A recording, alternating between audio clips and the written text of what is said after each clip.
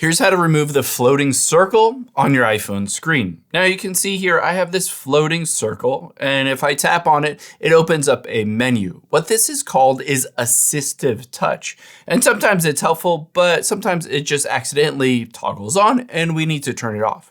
To be able to turn it off, we need to go to your settings. So open up your settings and go to accessibility.